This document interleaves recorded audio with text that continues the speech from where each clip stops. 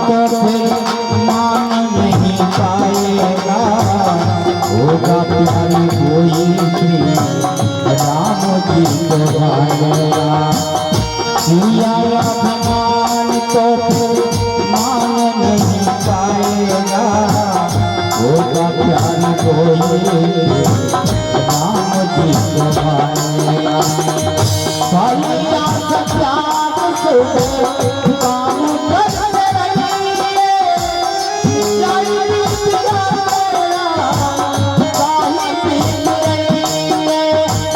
सीताराम सीताराम सीताराम कहिए, जय विद्या काहे पीत रहिए।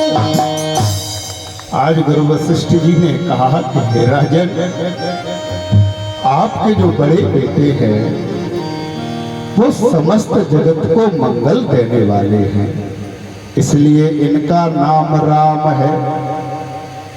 और अब मेरे गुरु वशिष्ठ जी भैया भरत का नामकरण संस्कार कर रहे हैं।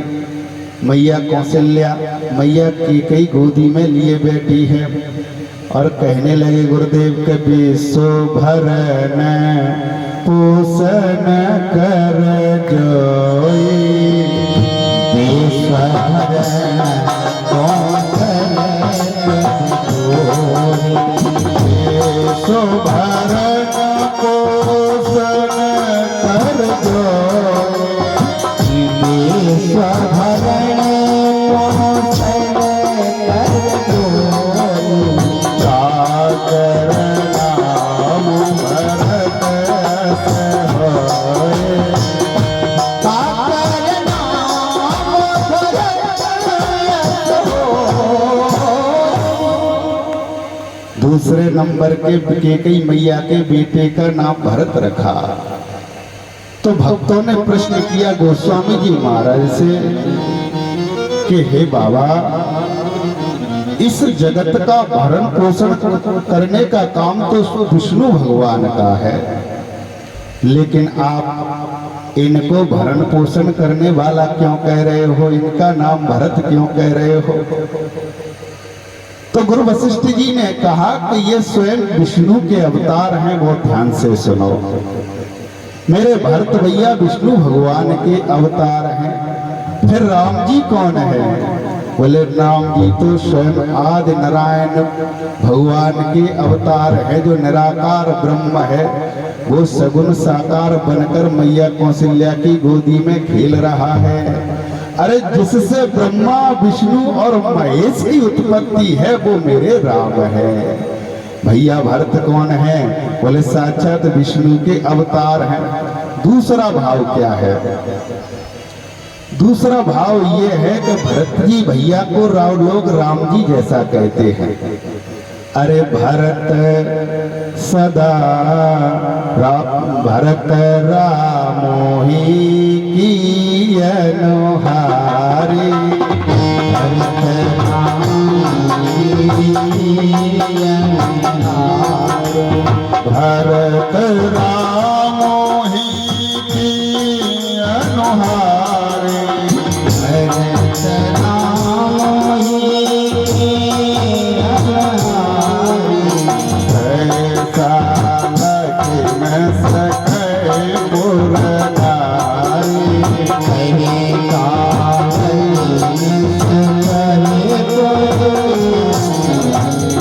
ऐसा लखन सखे नर नारी। एक बात निवेदित कर दूं कि कुछ लोग सोचते हैं कि राम जी जैसा स्वरूप भरत जी भैया का क्यों है। तो जब प्रसादी का वितरण हो रहा था तो पहले प्रसाद मिला कौशल्या मैया को। तो कैकेयी मैया रूठ गई, अपना प्रसाद नहीं खाया, तो उससे उत्पत्ति हुई हनुमान जी की। तो फिर कैकेयी मैया के पास कोई प्रसाद नहीं बचा, तो कौशल्या मैया ने अपने प्रसाद में से प्रसाद कैकेयी मैया को दिया है। इसलिए भारत रामोही की अनुहारी, भरत राम की अनुहारी।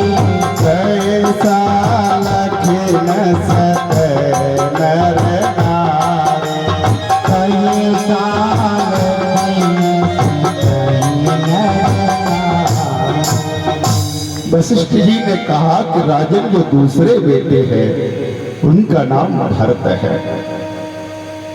भाव माने हो, भरत कौन है? जो राम जी के प्रेम से इस जगत के जीव को भर दे, जो राम जी से की भक्ति से इस जगत के जीव को भर दे, वो भरत है। केवल एक भाव मेरे भैया भरत के हृदय में हमेशा रहता है कि भगवान ये हृदय हमेशा आपसे भरा रहे, और जब मेरा हृदय आपसे भरा रहेगा तो जो भी मुझसे जुड़ा रहेगा वो स्वयं आपसे भर जाएगा। इसलिए गोस्वामी जी महाराज कहते कि विश्व भरण पोषण कर जोई, और ताकर नाम भरत अस होई। तीसरे नंबर पर शत्रुघ्न भैया का नामकरण है। शत्रुघ्न जी स्वयं सुदर्शन के अवतार हैं, वो ध्यान से सुनो। इसलिए वशिष्ठ जी कहते हैं कि जाके सुमिरन ते रिपुनासा, और नाम शत्रुघ्न वेद प्रकाशा। जो विष्णु भगवान का सुदर्शन चक्र है वो हमारे शत्रुघ्न भैया हैं। अब मन में प्रश्न आया कि शत्रुघ्न भैया ने तो पूरी रामचरितमानस में किसी से युद्ध नहीं किया, तो फिर इनके सुमिरन मात्र से किन शत्रुओं का वध होता है? दूसरी बात, तो यही बात किसके लिए कही गई? बोले लखन भैया के लिए। अरे जगमहि जगत निशाचर देते, जगमहि जगत निशाचर देते, जगमहि जगत निशाचर देते, जगमहि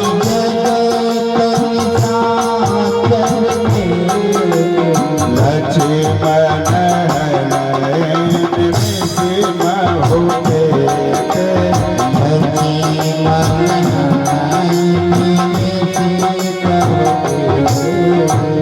तो भक्तों ने गोस्वामी जी महाराज से पूछा कि बाबा शत्रुघ्न भैया का सुमिरन से कौन से शत्रुओं का नाश होता है? लक्ष्मण भैया फिर कौन से शत्रुओं को मारते हैं?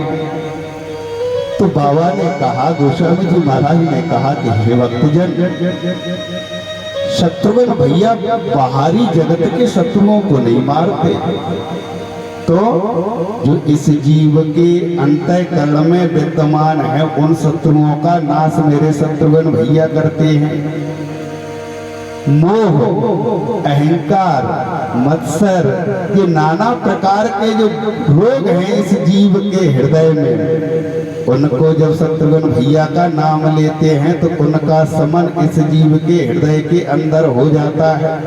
इसलिए वशिष्ठ जी कहते हैं कि विश्व भरण जाके सुमिरन ते रिपुनासा, नाम शत्रुघ्न वेद प्रकाशा। अंत में चौथे नंबर पे नामकरण मेरे लखन भैया का होता है। तो संतों ने पूछा कि बाबा भैया लक्ष्मण तो तीसरे नंबर के थे, फिर अंत में इनका नामकरण क्यों हो रहा है? तो गोस्वामी जी महाराज इसका कारण भी लिखते हैं। अरे लक्षण धाम राम प्रिय सकल जगत आधार, गुरु वशिष्ठ तेरा था लक्ष्मण नाम उदार। मानो बाबा का भाव ये है, जो इस जगत का आधार है, और यदि आधार नीचे नहीं रहेगा तो बिल्डिंग कभी बन ही नहीं सकती। मेरा लक्ष्य तो राम प्रेम का आधार है, और राम प्रेम की अगर नींव मजबूत नहीं है तो इस जगत के प्राणी जो होंगे वो मेरे राम जी से फिर जुड़ेंगे कैसे? इसलिए कहते हैं कि लक्षण धाम राम प्रिय और सकल जगत आधार गुरु वशिष्ठ तेरी राखा लक्ष्मण नाम उदार। दूसरा भाव ये है कि लखन जी साक्षात शेष अवतार है, इस पृथ्वी का आधार है। इसलिए गोस्वामी जी महाराज कहते हैं कि ये तो जगत के आधार हैं और आधार का नामकरण अंत में हो वो ही ठीक रहता है। गोस्वामी जी महाराज कहते हैं कि हे भक्तजन, अरे धरे नाम गुरु हृदय विचार, हरे नाम गुरु हृदय विचार, हरे नाम गुरु हृदय विचारे, हरे नाम गुरु हृदय विचार, वेद तो नभ सब सुत चारे,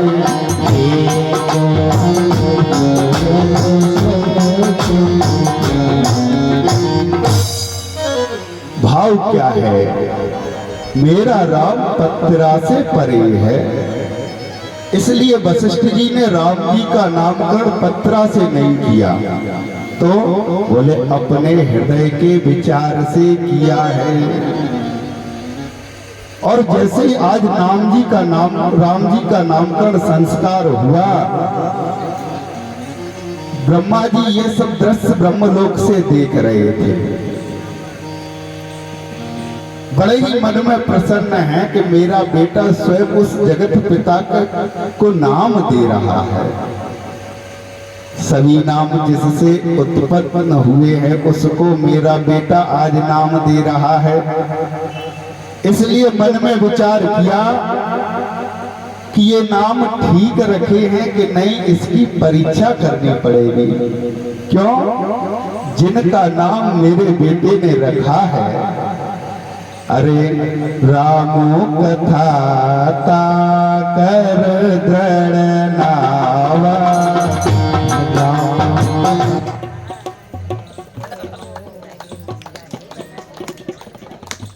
बोलिए सियावर रामचंद्र भगवान की। सीताराम सीताराम सीताराम जय रे, सीताराम सीताराम सीताराम,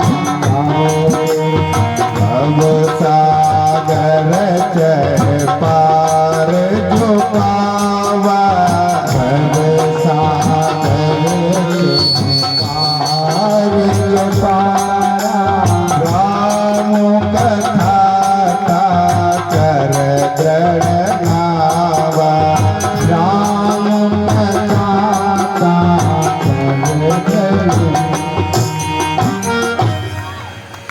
आज ब्रह्मा जी ने विचार किया, अरे इनका नाम का जप करके समस्त जगत इस भवसागर से पार होगा। इसलिए मेरे बेटे ने नामकरण संस्कार सही किया है, नाम सही रखा है कि नहीं, इसका परीक्षण करना चाहता हूँ। आज स्वयं ब्रह्मा जी ब्राह्मण का वेश बनाया है और राजा दशरथ जी की बगीची में आकर के बैठ जाते हैं। ब्रह्म मुहूर्त में प्रतिदिन राजा दशरथ जी अपने बगीचे में टहलने के लिए जाते हैं।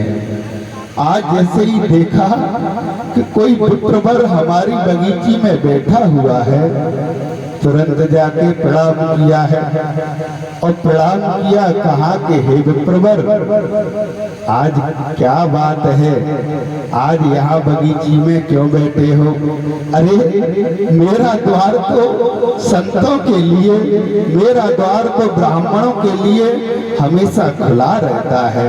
आप अगर थोड़ी सी भी खबर भेज देते तो मैं तो दौड़ा दौड़ा चला आता और आपको ले जा करके महल में आपका सत्कार करता। जब ऐसा कहा तो उन विप्रदेव ने कहा, ब्रह्मा जी ने कहा कि राजन कोई बात नहीं है, जब आप आए तब ही ठीक है। अरे मैं तो अपने मैं तो अपने प्रभु का ध्यान जहां जैसी व्यवस्था मिलती है बस वहीं बैठ के करने लगता हूं। दशरथ जी ने कहा कि हे विप्रवर, मुझे सत्कार करने का अवसर नहीं दोगे? बोले कि राजन, मैं कुछ भी ग्रहण नहीं करता। अगर ज्यादा जिद करते हो तो ये मेरा कमंडल है, इसको अब दूध से केवल भर दो, बस पूरे दिन में वही एक कमंडल दूध को मैं ग्रहण करता हूं।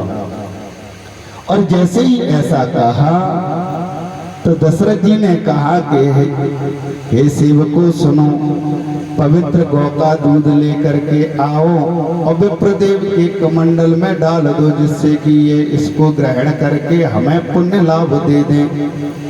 और जैसे ही सब लोग गए, दूध को लेकर के आए, वशिष्ठ जी के उस विप्रवर के उस कमंडल में दूध को डाला है, लेकिन वह कमंडल दूध से भरा नहीं। जब कमंडल दूध से नहीं भरा तो दशरथ जी ने कहा कि थोड़ा अधिक मात्रा में दूध लेकर के आओ, जिससे कि इन ब्राह्मण देवता का कमंडल भर जाए। पुनः सेवक गए, दूध फिर लेके आए, लेकिन कमंडल फिर भी नहीं भरा। और जब कमंडल नहीं भरा तो राजा दशरथ जी चिंतित हो गए। आज 60,000 वर्ष की अवस्था है राजा दशरथ जी की। कभी भी कोई ब्राह्मण, कभी भी कोई संत दरवाजे से भूखा नहीं गया, निराश होकर नहीं लौटा है। राजा दशरथ जी ने मन में विचार किया कि आज मेरे लाला का नामकरण संस्कार हुआ है और द्वार पर ब्राह्मण आया, वो भी भूखा जाएगा, वो भी तृप्त होके नहीं जाएगा।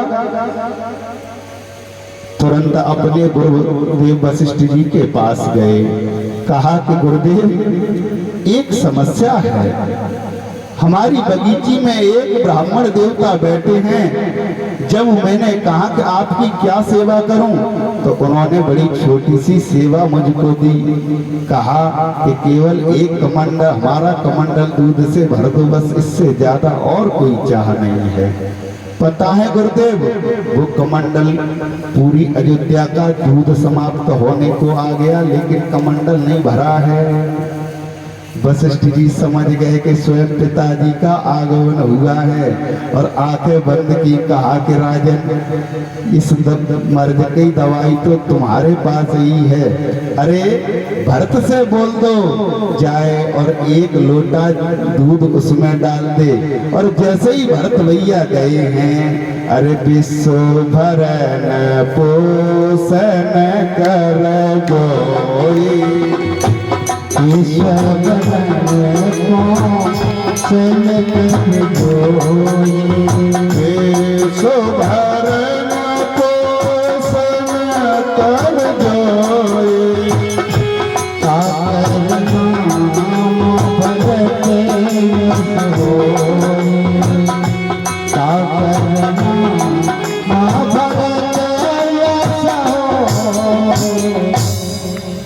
गुरु वशिष्ठ जी ने कहा कि भरत से बोल दो। और जैसे ही आज भैया भरत ने उस कमंडल में दूध डाला है, तुरंत विप्र देवता का कमंडल भर गया। ब्रह्मा जी गदगद हो गए कि मेरे बेटे ने जो नामकरण संस्कार किया है वो बिल्कुल सत्य है, बिल्कुल यथार्थ है। और आज वशिष्ठ जी अपनी परीक्षा में पास होते हैं। गोस्वामी जी महाराज कहते कि हे भक्तजन, जो मेरे राम जी का सुमरन करेगा, लेकिन कैसे करेगा?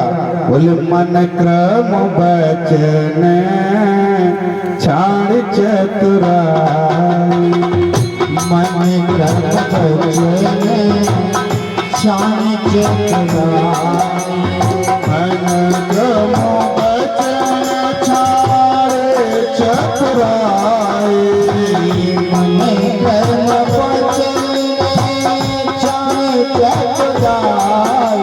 भजत कृपा करे है रघुराई,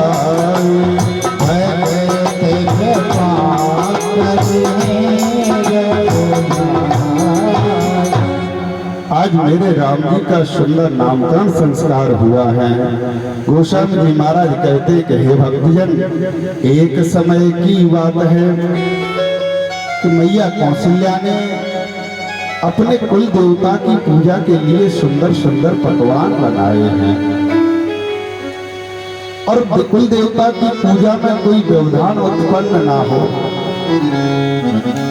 भोजन की पवित्रता बनी रहे, प्रसाद की पवित्रता बनी रहे, इसलिए राम जी को पलना पर सुला दिया है और मैया कुंदी बाहर से बंद करके आई है।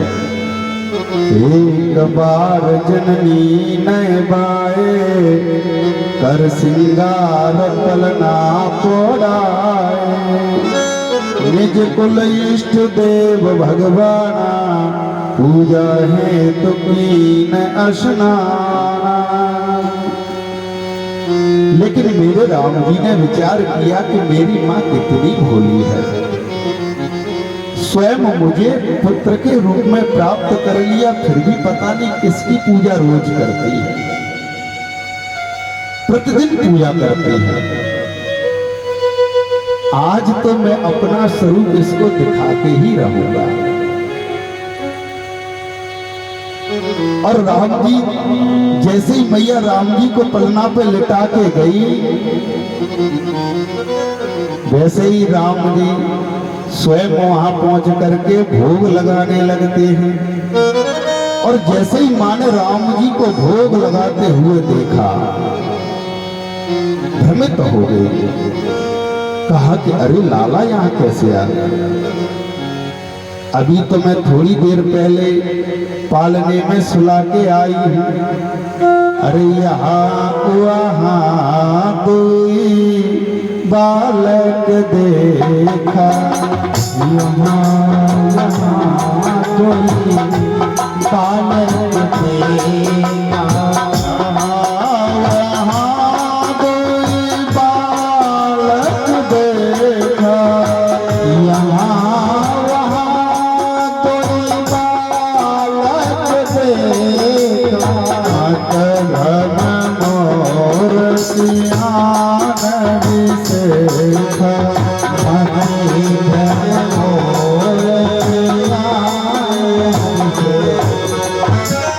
और जैसे ही मैया भ्रमित तो हुई, दौड़ के गई पालने के पास। राम जी तो जैसे मां सुला के गई थी वैसे ही सो रहे हैं। फिर से दौड़ के आई, फिर से देखा कि लाला तो प्रसादी को ग्रहण कर रहा है। फिर से दौड़ के जाती है, मां रोने लगी, आंखों को बंद कर लिया, कहा कि प्रभु ये क्या है? दिखरावा मातहि निज अद्भुत रूप अखंड, रोम रोम प्रति लागे कोटि कोटि ब्रह्मांड। रामचरितमानस में केवल एक पात्र ऐसा है जिसने 2 बार राम जी के विराट स्वरूप का दर्शन किया है, मैया कौशल्या। एक बार कब, जब राम जी स्वयं प्रकट हुए हैं। अरे भय प्रगट कृपाला दीन दयाला कौशल्या हितकारी, हम सिद्धों में कानी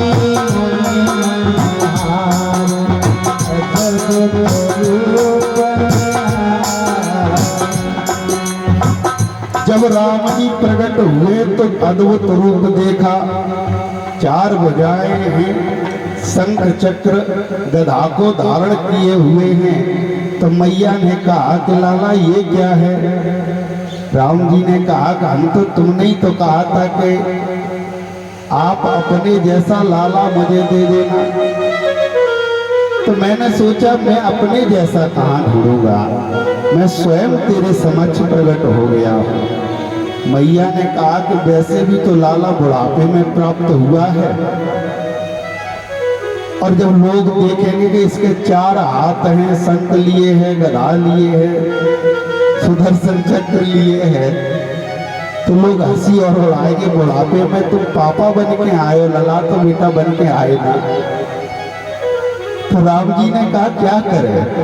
मैया ने कुछ कहा और कही, ओ माता पुनि बोली सो मत डोरी, तजहु तात यह सो।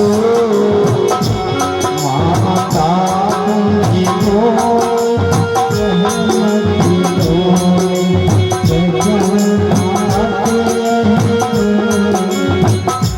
सोने बचन सुजाना रोदन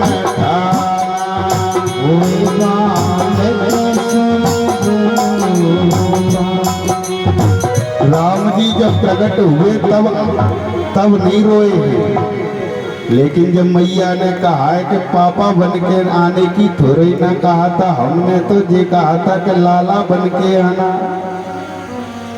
और जैसे ही राम जी ने कहा तो फिर क्या करें। अरे करना क्या, ये सब वहीं छोड़ के आओ। और जैसे ही कहा माता पुण्य बोली सो मत डोली, और तजहु तात यह रूपा सुन बचन सुजाना रोदन। अब मेरे राम जी रोने लगते हैं, लेकिन मैया राम जी में इतनी रम गई कि ये भूल गई कि ये मेरा बेटा नहीं है, ये स्वयं अखिल ब्रह्मांड नायक है। इसलिए कभी राम जी को इस पालने में सुलाती है, कभी राम जी को उस पालने में सुलाती है, कभी गोदी में लिए रहती है, कभी जमीन पर उतारने की सोचती भी नहीं है। तो राम जी ने विचार किया कि ऐसे तो मैं कभी किसी के साथ खेल ही नहीं पाऊंगा, इनको फिर से याद दिलाना पड़ेगा कि मैं तुम्हारा बेटा नहीं हूं, मैं तो इस जगत का बेटा हूं। और आज जैसे ही राम जी ने पुनः माँ को याद दिलाई है, तो माँ ने कहा कि बेटे आज के बाद आपकी यह माया मुझे व्याप्त ना हो, और मुझे ये आभास रहे कि तू केवल मेरा बेटा नहीं है, तू इस जगत का भी बेटा है। आज मैया को यह भान कराया। और गोस्वामी जी महाराज कहते कि कछुक काल बीते सब भाई, कछुक काल बीते सब भाई, कछुक काल बीते सब भाई, कछुक काल भरे भरे पर जन सुख पाए, भरे भरे पर जन सुख पाए। बोलिए सियावर रामचंद्र भगवान की। मेरे राम जी कुछ बड़े हो जाते हैं, चूड़ाकरण का अवसर आया। पुनः राजा दशरथ जी ने ब्राह्मणों को बुलाया, दक्षिणा का वितरण किया है। अब मेरे राम जी थोड़े और बड़े हो गए तो उनका जनेऊकरण संस्कार हुआ है। माता बहनों, एक बात आप लोग बहुत ध्यान से सुनो।